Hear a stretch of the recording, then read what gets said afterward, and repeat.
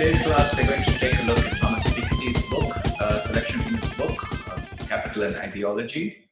And we're going to be looking especially at a chapter that where he uses the word hypercapitalism, in which he's trying to explain what has happened to the speed of capital, the speed of the movement of the transformation of capital through a process known as financialization that has taken place over the past century or so. So he's trying to relate to how financial instruments and banking have played a role in changing the conditions of equality, or rather in increasing inequality. Now, the other paper that I have assigned for you, which I won't be describing in this lecture, is a paper also from a selection from a book, and it's a book by Brett Christophers. And in this selection, it's an introductory chapter. Christophers is trying to explain the genealogy of interest and how usury, which had negative connotations, meaning the collection of interest by holding on to money or by lending it out, and how that process, first of all, vastly expanded through the banking system, and also how its negative connotations slowly changed from the 18th century onwards. So the two readings are sort of interconnected, and again, you're going to ask, what is the connection to what we're calling state action or state processes? And you should start to see the connections over the course of this lecture and the tutorials that we'll have later. Okay, so let's look at this long chapter 13 from Capital and Ideology. As you all probably know, Thomas Piketty is well known for his previous book, in which he made the famous observation that the rate of growth of capital, of private capital, of investment, is generally greater than the average rate of growth of income. Which means that people who invest their capital are likely to get returns at a faster rate than the overall growth rate of the economy, which is a formula for increasing inequality. Right? And there's a lot of other ideas, of course, in that book. This book is even more ambitious. It's over 1,000 pages long, and you should look at some of the reviews. But I'm just going to read some selections from this rather long chapter of 69 pages. So the chapter is entitled Hypercapitalism Between Modernity and Archaism, and it starts as follows. It says, in chapter 12, we looked at the role of communist and post-communist societies in the history of inequality regimes, especially in relation to the resurgence of inequality since the 1980s. Today's world is a direct consequence of the great political ideological transformations that inequality regimes experienced over the course of the 20th century.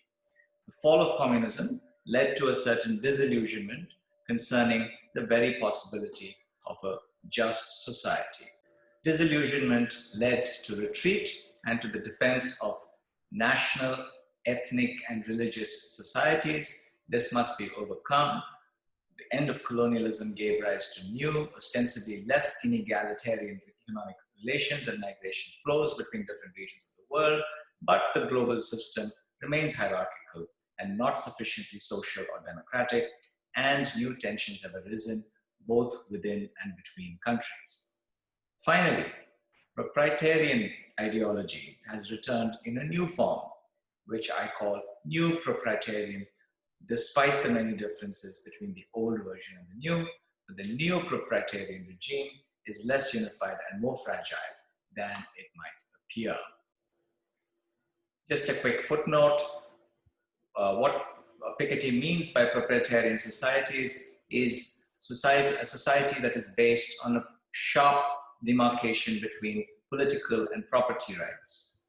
And he says there's this kind of a quasi-sacralization of private property. So So private property becoming, so the belief that private property is somehow sacrosanct becomes a type of proprietarian ideology, and that's what he is interested in exploring. And what happened in the 20th century was that there was a crisis in such proprietarian societies. When inequality rose, people rose against regimes of inequality, and you had systems like communism and also nationalism and colonialism that didn't actually fully protect property rights in the sense in which the 18th and 19th century idealists about private property, ideologues rather, about private property wish them to look like.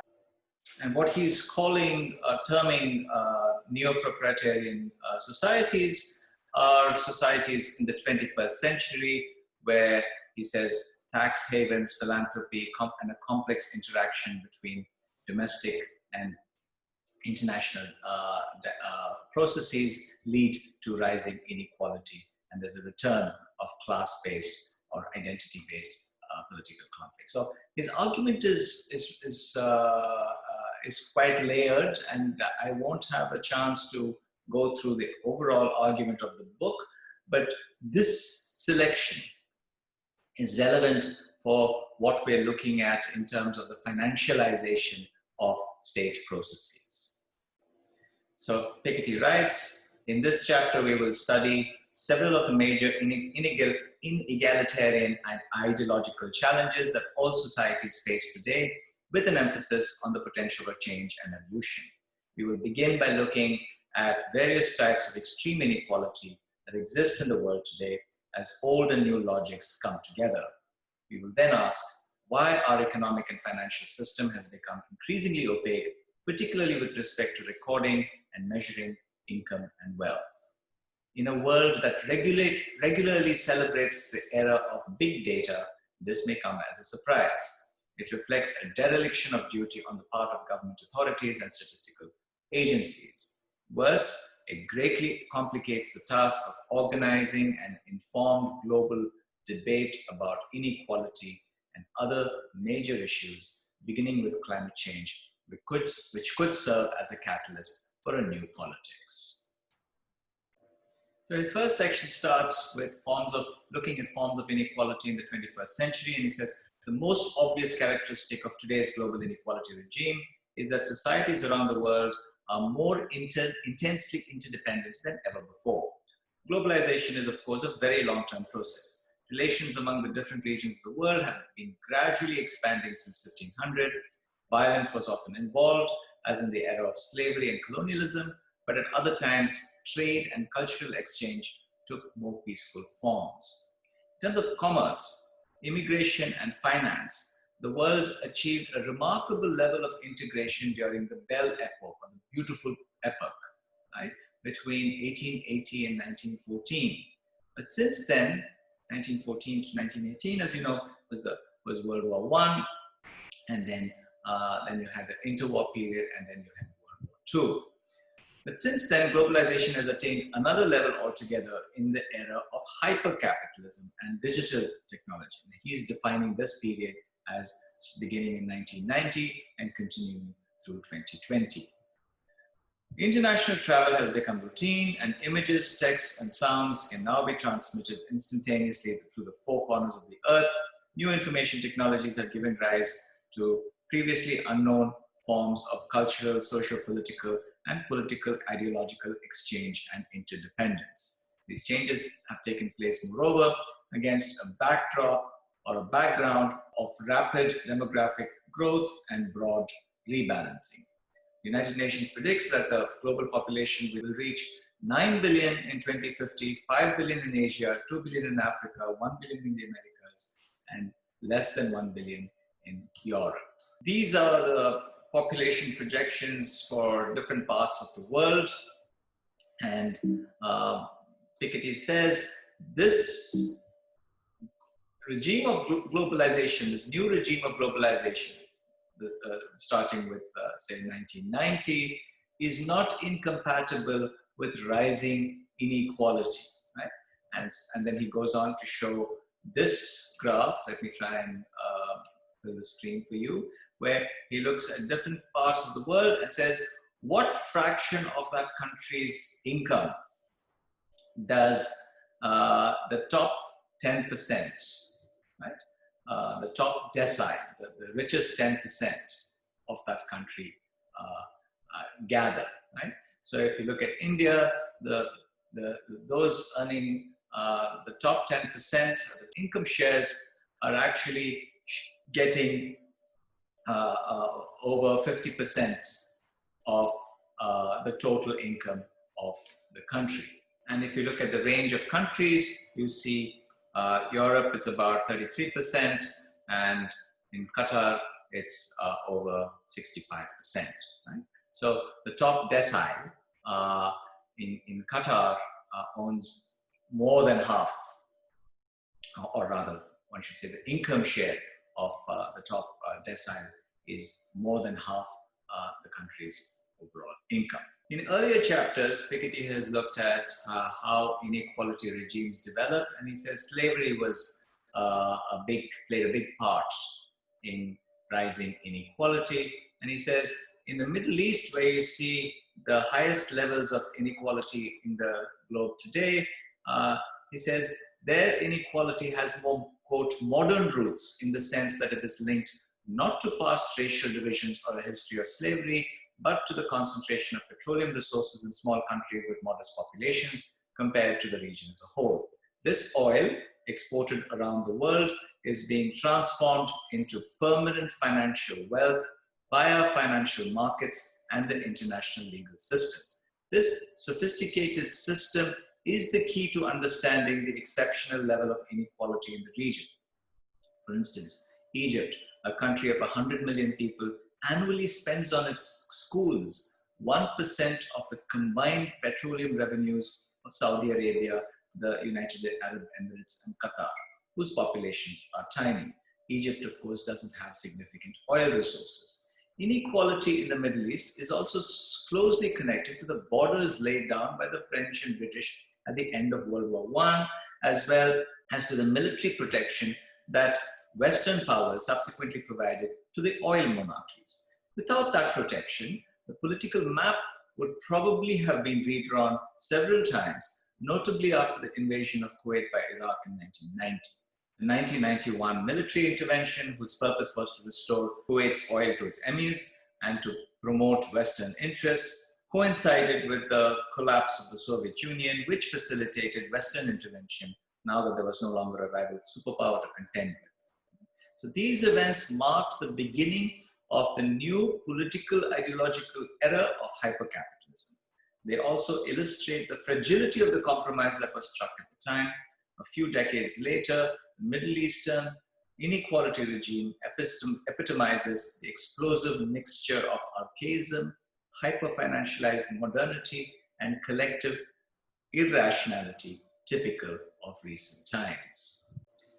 It bears traces of the logic of colonialism and militarism. It contains reserves of petroleum that would be better kept in the ground to prevent global warming, and its wealth is protected by the extremely sophisticated services of international lawyers and financiers who find ways to put it beyond the reach of covetous have-nots.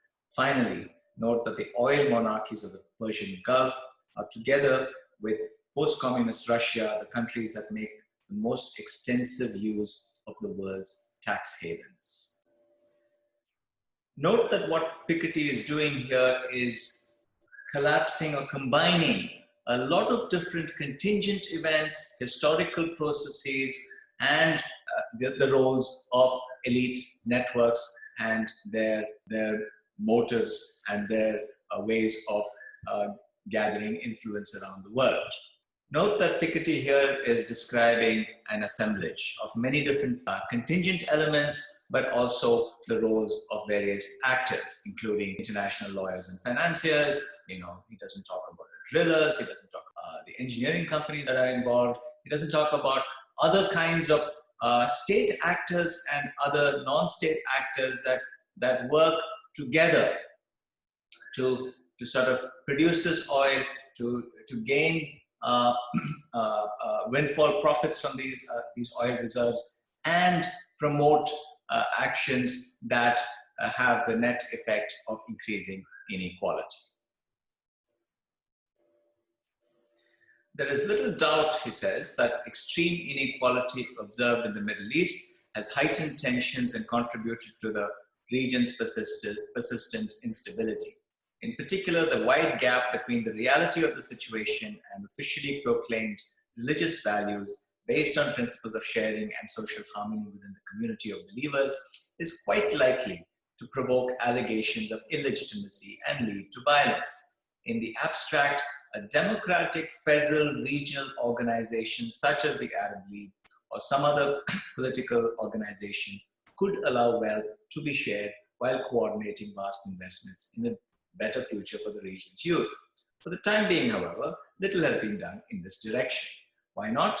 Not only because of the limitations of the strategies of regional actors, but also because the wider world lacks the requisite political and ideological vision.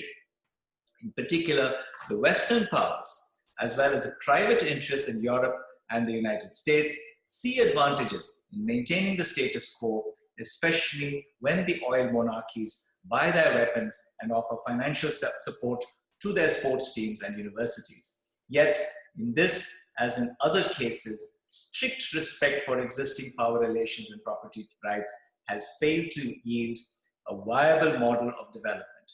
Indeed, Western actors have every reason to look beyond their short-term financial interests in order to promote a democratic social federalist agenda that would allow these contradictions to be overcome.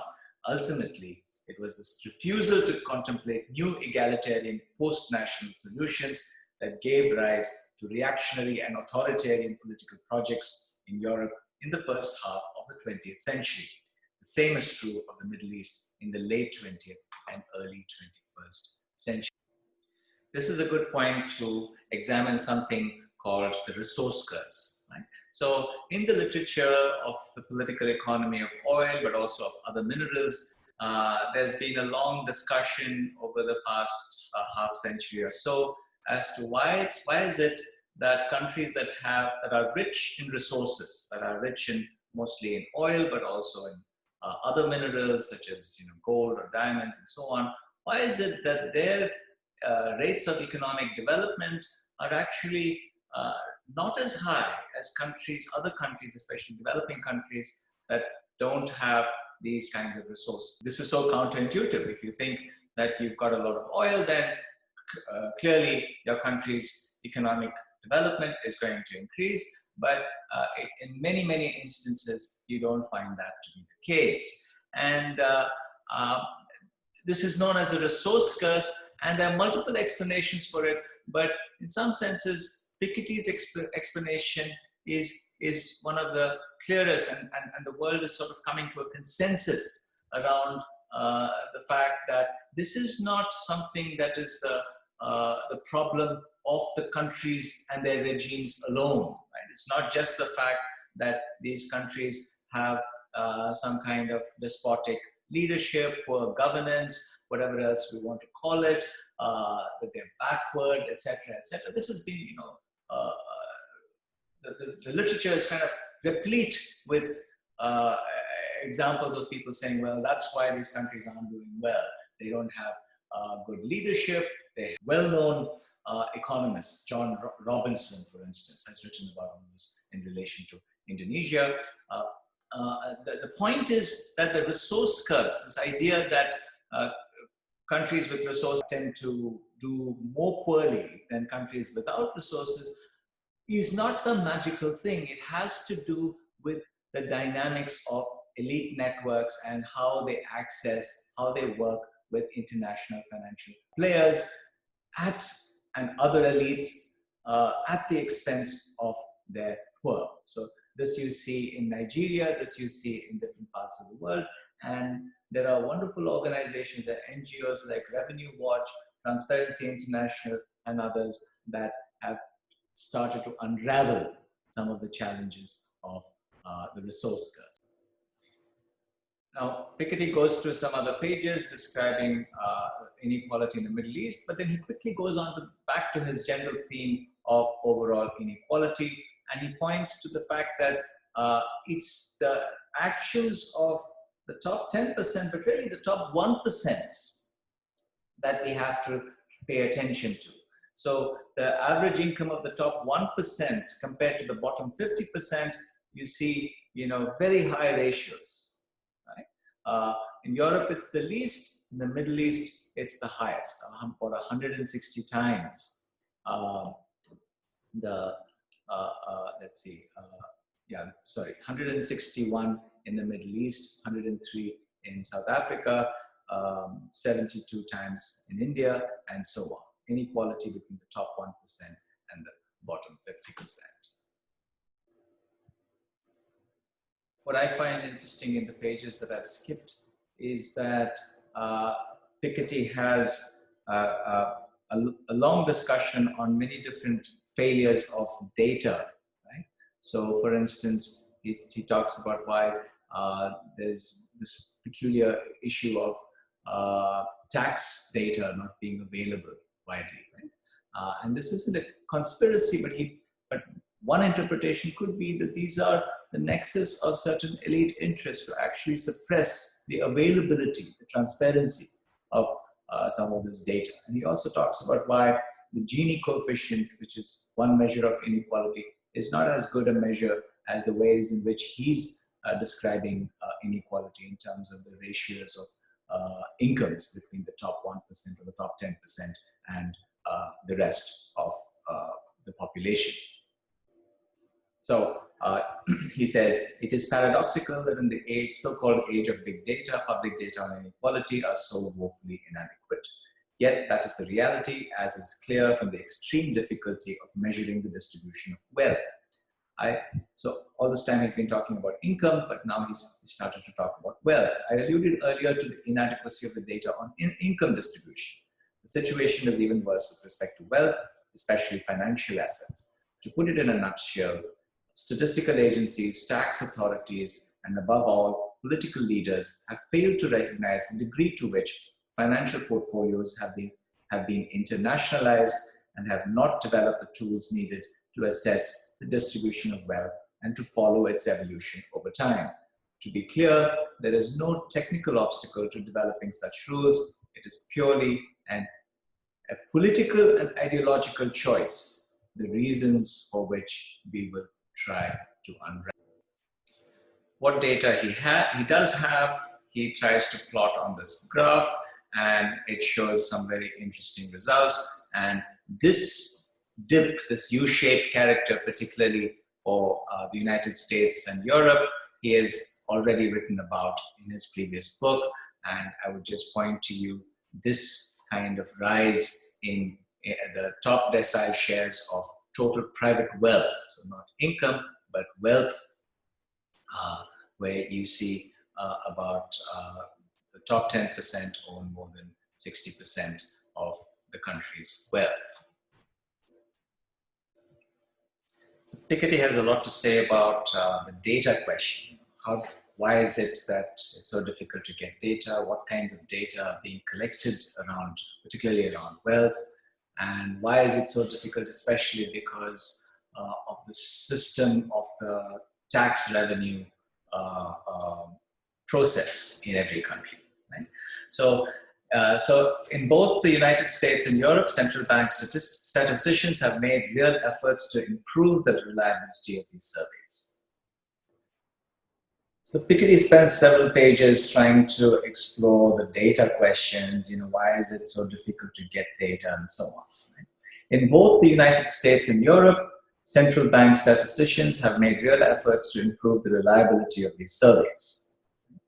Unfortunately, the task is beyond their reach. It is unfortunately impossible to measure the distribution of wealth, especially financial assets, properly on the basis of self-declared surveys. Despite all the efforts to improve the results, the total wealth declared in the Household Finance and Consumption Survey, HFCS, coordinated by the ECB, is at most 50 to 60% of the total estimated in national accounts. This is primarily the result of understatement of wealth by respondents at the top of the distribution, particularly in regard to financial assets. So it's very clear that what's happening is a reluctance to sort of disclose how much money or how much wealth you actually have. Take Donald Trump, for instance. It's still impossible to get his tax records. I mean, these ought to be public records, but they're not available, right? So, and the same sort of hiding of wealth, which is probably in the range of anywhere from 5 to 10% of global GDP, right? In terms of the tax loss, the associated tax loss from that, right? So this is how much is estimated to be hidden away by individuals, groups, and entire economies. So that itself is something we ought to pay attention to when we look at a term like elite networks. Right? What does it mean to say that we're not just talking about an individual on the one hand, or some diffuse structural feature of the economy, right? That these are linked to the plans and operations of elite networks. And this is actually a profoundly relevant and important theme that sort of runs through a lot of Piketty's work. And I can understand why he makes some economists uncomfortable, both from the right and the left. And it's sort of interesting to see how that discussion evolves over time. What is particularly distressing about the situation is that the problem can easily be solved by developing better tools. Indeed, it would suffice to correlate survey data with data from financial institutions and tax authorities. It's actually relatively easy to resolve this, and yet there seems to be both kind of a political reluctance and individual reluctance to allow real estate ownership to be recorded, etc., etc. So there's a lot of the books, unreported wealth that states, even states with long decades of experience, like France, right? France has centuries of experience with managing estate taxes, and France became a republic 2 centuries ago, right? With a very self-conscious sense of thinking about taxation and property and wealth in particular, and hierarchy. And yet you see these kinds of challenges. And of course, in the United States as well, you have related allied concerns. So furthermore, tax authorities have for a long time required banks, insurance companies, and financial institutions to transmit information about interest, dividends, and other financial income received by taxpayers. In many countries, this information appears automatically in pre-filled tax statements. Right?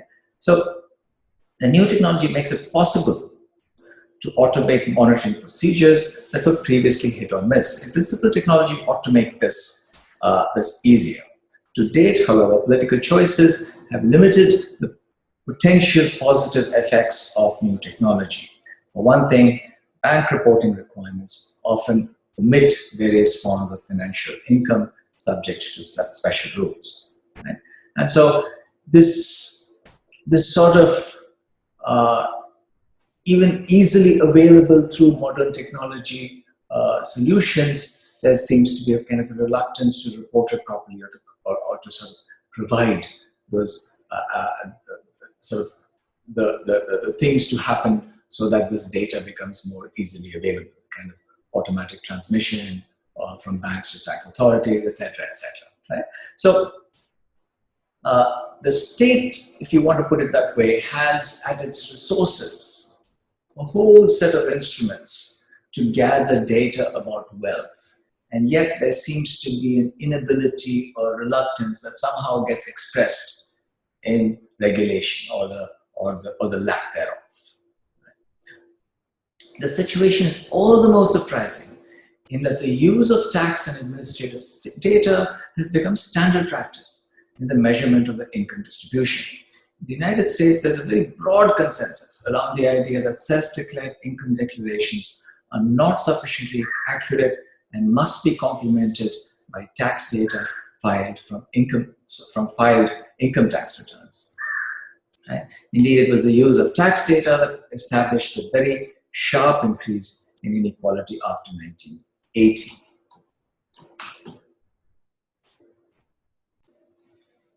So Piketty goes on to ask this next logical question. If the rejection of transparency is bad, how do we get beyond it? First, we need to gain a better understanding of its political ideological roots. Right? So there we come to that term ideology again.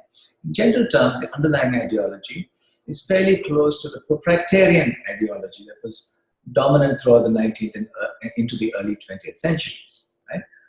Adherents stubbornly refused to open Pandora's box by questioning the distribution of wealth, a fear that once opened, it could never be closed again.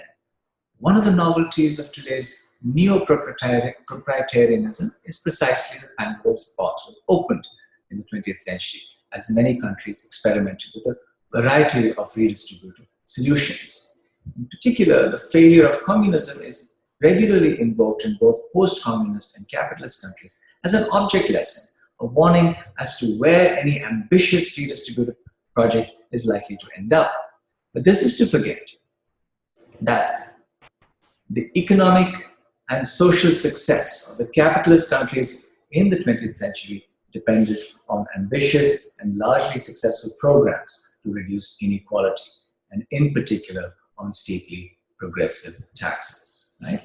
Why has this lesson been forgotten? Right?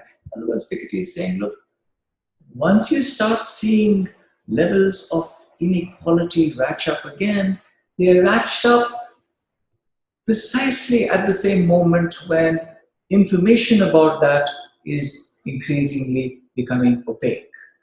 How are these all connected together? And they seem to be connected to this idea of neo-proprietarianism, meaning the definitions and the expansion and the forms of property that now seem rightly positioned on which to gain rents from. And these are increasingly financial securities. These aren't just pieces, they are pieces of paper, if you will, or pieces of computer code, rather than, say, even early assets like physical land or other land being sort of the most common of these, but it could be other forms of equipment, even a piece of software technology. But you now have financial instruments that aren't even like an app that has certain proprietary logics to it.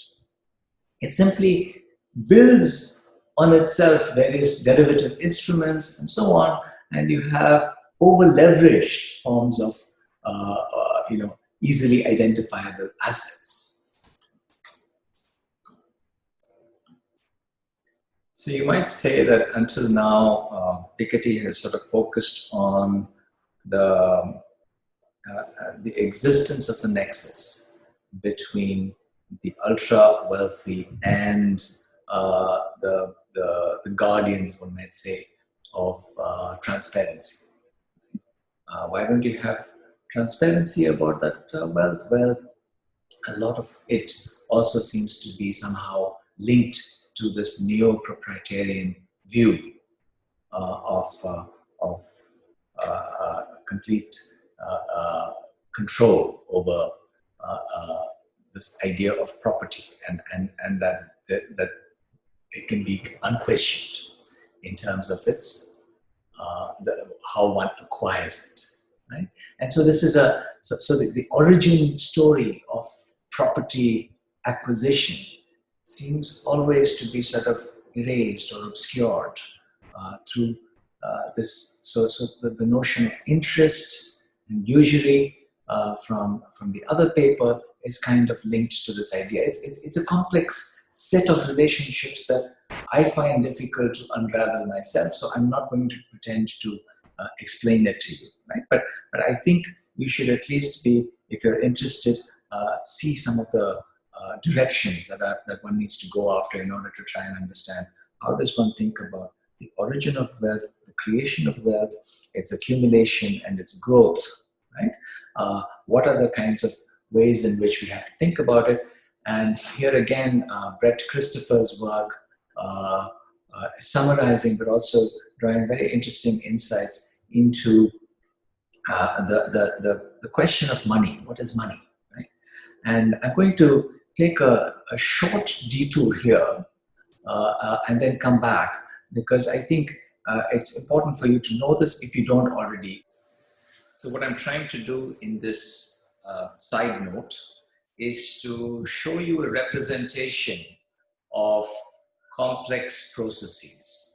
And complex processes, you don't really have to worry about what it is these particular topics are about. I haven't figured it all out.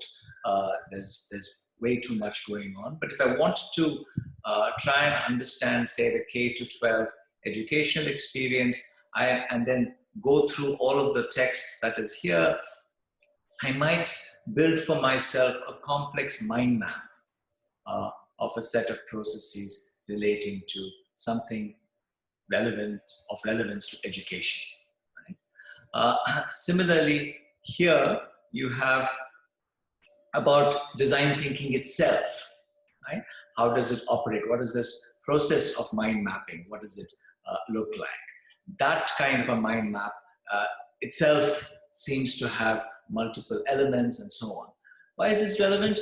Because if you recall, I was talking about thinking of the state, first of all, as a process. I began this course in a way by suggesting that or proposing that, and then went on to talk about assemblages or actor networks, again, in a very processual way, in terms of performances, in terms of actions, in terms of emergent properties that might arise from all that, etc. And that's a great deal to keep in one's head. I don't think I have the capacity for even something as complex as this design thinking map to be all in my head. But putting it out there, either in text or through this very evocative graphical representation, provides us at least with some pathway, some sort of, how shall I put it, logics that do a great deal to reduce our complexity, right? So this is something that I just wanted to introduce to you as a by the by, because as we're reading all of these different elements, these what might seem to you disparate elements, right? I was going to say so-called disparate, but because I'm starting to believe that assemblage thinking helps us understand interconnections across many logics. So the logic of finance and capital, and the logic of patriarchy, which we looked at in the last segment. And I'm just trying to understand the genealogy, the ways, the family history of oligarchies, of rule, right? Through Scott's argument and Charles Tilley's argument. I think those build for us a set of elements that we can then start to put together to at least try to develop a plausible narrative. And this is also tied to what I had earlier called speculative realism or critical realism. And I'll take another aside at another point, at an appropriate time, when we talk about what is critical thinking. If you recall where we were here on the measurement of the concentration of wealth and its evolution. And so he goes on to talk about what are the different methods that are available, at least in the United States, in France, and other industrialized countries, for trying to get some sense of who's got how much wealth is acquired through inheritance, how much of it grows or is initiated, how is it initiated. All of these kinds of data are extremely difficult to acquire, even at a very aggregated scale. And we already talked a little bit about the reasons, apparent reasons, for why this was so. Okay, so I'm going to skip again, as usual, and go to some tables And here again, just as an income, you see this great disparity, this enormous differences in the in wealth accumulation, and especially at the very end of that long tail, the 0.01% richest, right? So I'm going to again have you go through the numbers. There's quite a bit here, and so this is very interesting. What Piketty has pointed out, even in his earlier book, is that wealth disparity is far greater in Europe than anywhere else in the world, particularly during the First World War period. That is the previous century, the 19th century to the early 20th century. That's where Europe had the greatest disparity. But today, that place is now captured by the United States. And if, for those of you who are interested in looking at wealth disparity, even from far off, because it's harder to actually get data in India than almost any other place in the emerging world, right? Japan is more transparent. Certainly China is more transparent in wealth inequality. For better or for worse, India has very little data on capital, right? Partly because our tax base is so low. I think only about 15% to 20% of the population declares its income and taxes and wealth, and even their wealth declaration is very, very voluntary, right? And this is true all across the world, as Piketty points out. So, and then we switch gears and we come to the persistence of patriarchy in the 21st century. I'm sure that comes as a bit of a shock or a surprise to you. Well, here he is talking about wealth, income inequalities, and you think he's talking about the speed of money, right? And yet, here he is talking about patriarchy. And this is where the mind map interlude that we had a few moments ago might be relevant, right? Because what we're trying to arrive at are these interlinkages as well. This is not an accident. The conditions that we see, the economic and social conditions and the political conditions to some degree, well, these are very complex, but they also show patterns. They show certain patterns, and those patterns have now become globalized, right? And they are tied across multiple major themes.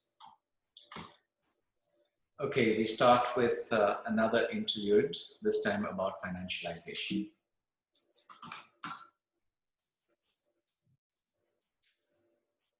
Financialization is an economic paradigm where the conversion of real economic value into financial instruments and their exchange within the financial system comes to dominate economic institutions, activity, and value creation.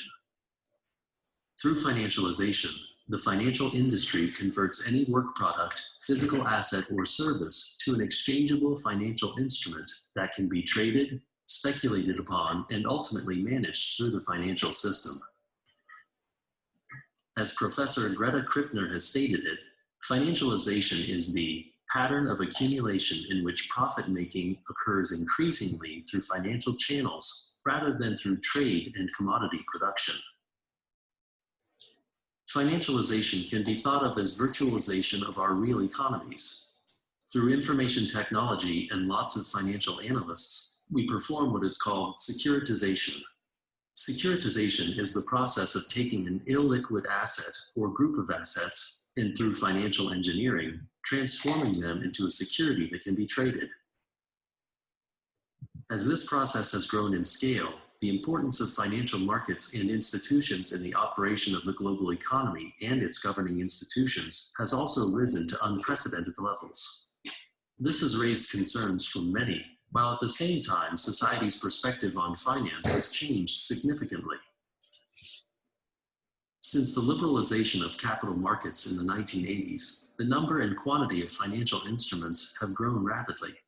Today, the financial system dominates over the real economy. In this time, financial leverage has tended to override capital equity, and financial markets have tended to dominate over traditional industrial economic activity. Traditionally, prior to the 1980s, the primary occupation of banks was in taking deposits and lending them out to businesses, thus making them strongly integrated with real economic activity. However, recent research has shown that only approximately 15% of the financial flows coming out of the largest financial institutions in the US are now going to business investments. This is a profound shift in what the financial system does and is that departs significantly from our traditional economic models for the role of finance within the overall economy. Much of the money that has been diverted from real economic activity has gone into the development of the global derivatives market. A key feature of financialization, as it has evolved over the past decades, has been the proliferation of derivatives of all forms. In the year 2006, derivatives trading reached a level of $1,200 trillion, dwarfing the output of the real global economy that was approximately $50 trillion at the time. On a broader level, financialization can be seen to mark a transition from a traditional form of industrial age capitalism that was based on the physical means of production as the primary source of capital, power, and value creation to a new form of information and services-based financial capitalism. In this transition, the financial system has ceased to simply play the role of assisting in the running and operation of the real economy of goods and services, but rather has come to dominate, even displace, real economic activity. This broader transformation has fed through to the strong effect the financial system has had in shaping the evolving nature of the corporation within advanced economies, as financial rationale and practices have reshaped performance metrics within the corporation. As the remuneration going to top management has become increasingly aligned with the interests of the financial system, shareholder equity has increasingly come to replace other metrics for success. Equally, the rise of finance has gone hand in hand with privatization, enabling it to affect almost all sectors of the economy, including the public sector and utilities. The critical role that finance plays within a modern economy places the real global economy in a very precarious and unstable situation. Adair Turner, the head of Britain's Financial Services Authority, directly named financialization as the primary cause of the 2007 financial crisis. The net result of financialization and globalization is the formation of one of the first truly global complex systems that we are far from understanding. On the persistence of patriarchy in the 21st century. The hypercapitalist societies of the 21st century are quite diverse. Of course, they are connected to one another by the globalized and digitalized capitalist system. But every country also bears traces of its own particular political ideological trajectory, whether it be social democratic, post-communist, post-colonial, or petro-monarchical. Generally speaking, today's inequality regimes combine elements of modernity and archaism. Some institutions and discourses are new, while others reflect a return to old beliefs, including a quasi-sacralization of private property. So here again, thinking about the assemblage, thinking about processes that evolve, that have these kinds of epigenetic types of interactions, creating emergent processes that also in turn act as inputs or causing shifts to other kinds of processes, are ways of trying to represent that complexity without getting either too crude and simplistic or schematic about it, or necessarily assuming that it's all one big, fuzzy, incomprehensible mess, right? So my suggestion for you to sort of think about state theory, and we, in the last week of this course, of this module, we will come to state theory. We'll look at Bob Jessup's work in particular. But my approach to that is to suggest that we try and keep in mind these pathways, right? How different state processes or state effects, as I'll come to, end up getting into formation. Among the most archaic and traditionalist survivals is patriarchy, right? So here's the connection to patriarchy and the state effect. Most societies throughout history have known one form or another of male domination, especially with regard to political and economic power. This was obviously the case in pre-modern. So Piketty is repeating a theme that we're starting to see in Module 1, parts of Module 2, and now here, but also, if for those of you who've read Engels has written this beautiful little pamphlet called The Origins of Family, Private Property and the State. And I urge all of you to at some point try and read it. There are some, what one might say, flaws in the argument. There's too much of a kind of a march that is portrayed in that text, but one might not have to read it quite in those terms, right? You can also see it as a sort of a Weberian ideal type, and we can come to that discussion at a later point. So I'm going to skip through this, but you're going to see what Piketty is saying and how this gendering of the state is deeply and problematically connected to the expansion of hypercapitalism, right? For those of you who don't believe me, watch that film, Wolf on Wall Street, right? And you know, there's all sorts of other work that you can see.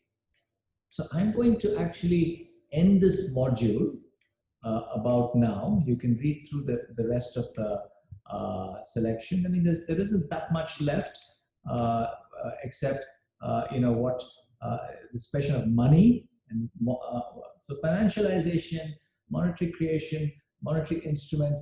These are also kind of connected to the crisis of inequality that Piketty is pointing to. And why is inequality important? Because the great lie of hypercapitalism has been that it's going to promote you know, well-being for all of us. The idea that there's a you know, massive force, a productive force that's going to kind of free us out of misery. And to some degree, if you look at the other parts of the shifts in development, particularly around income, you have seen improvements in income, and then certainly improvements in health and education, right? In comforts, one might say. But nevertheless, the inequality the persistent inequality, the persistent growth of hyper inequality creates its own dynamics and its own violence to the vast majority of humanity, right? So that's the enduring lesson of Piketty's two great books. And I just want to say one last thing before I close, which is that, you know, I don't understand why there's so little appreciation of Piketty's work. Both the liberal left and the Marxist left have sort of panned this book. You might have one cheer for this book, maybe two cheers at the most, but certainly not kind of an unreserved appreciation for what Piketty is trying to do here. And I simply can't understand it. I have to sort of associate that with a certain kind of epistemological ideology, right? And we can come to that discussion at another time. I'm going to close shop now. See you again in the discussion group and